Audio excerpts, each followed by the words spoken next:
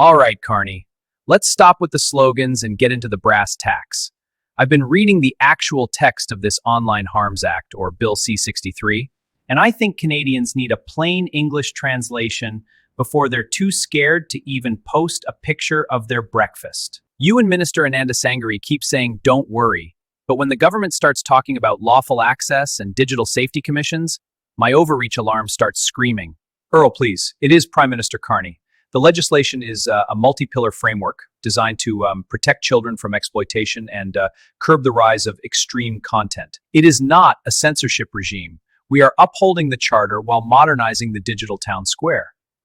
Is that so? Well, let's talk about that charter for a second. Section 2B says everyone has the freedom of thought, belief, opinion, and expression. And the Supreme Court has been very clear. That includes the right to disagree with the government. Loudly, frequently, and even rudely. So, for the folks at home, let's define what hate actually is under this bill, because the way you guys talk, it sounds like anything that makes a politician uncomfortable is harmful. The definition is actually quite stringent. To qualify as hate speech under the Canadian Human Rights Act amendments, the content must express detestation or vilification. Exactly. Detestation and vilification. Those are high bars, Mark.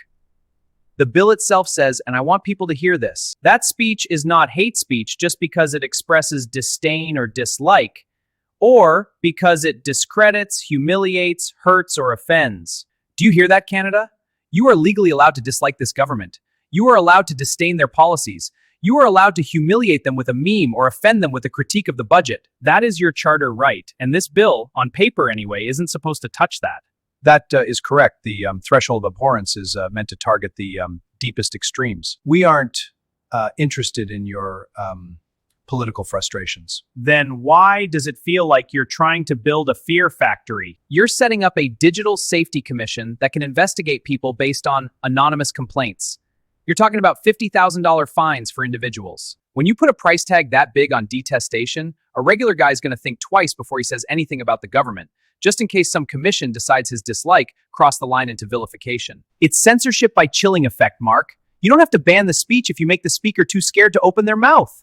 The commission is there to provide oversight. And regarding the social media platforms, we aren't banning anyone. We are imposing a duty of care. Oh, I love this part. This is the Facebook shuffle. You don't ban the user for talking politics. No, that would look bad on the evening news. Instead, you tell the owners of the platforms, the Zuckerbergs and the Musks, that if they don't mitigate the risk of harmful content, you'll fine them 6% of their global revenue. That's billions of dollars, Carney. So what does Facebook do? They don't wait for a judge. They just tweak the algorithm to bury anything controversial or political so they don't lose their shirts. You're firing a gun at the platform so the platform will tackle the citizen.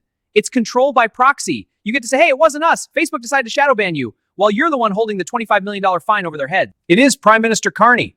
And the administrative monetary penalties are a necessary incentive for corporate responsibility. We are leveling the playing field. I have a 4 p.m. conference on democracy in the algorithmic age. Incentive? Mark, that's a protection racket with a government seal on it. Here's the bottom line for Canadians. Under Bill C-63, your right to tell the government they're doing a lousy job is still there. Don't let the commission or the tribunals scare you into silence. If you aren't inciting violence and you aren't calling for people to be vilified based on who they are, you can say whatever you want about the Liberal Party, the carbon tax, or the price of eggs. They want you to think the door is locked so you don't even try to turn the handle. But that handle is protected by the Constitution, and as long as we keep turning it, they can't weld it shut.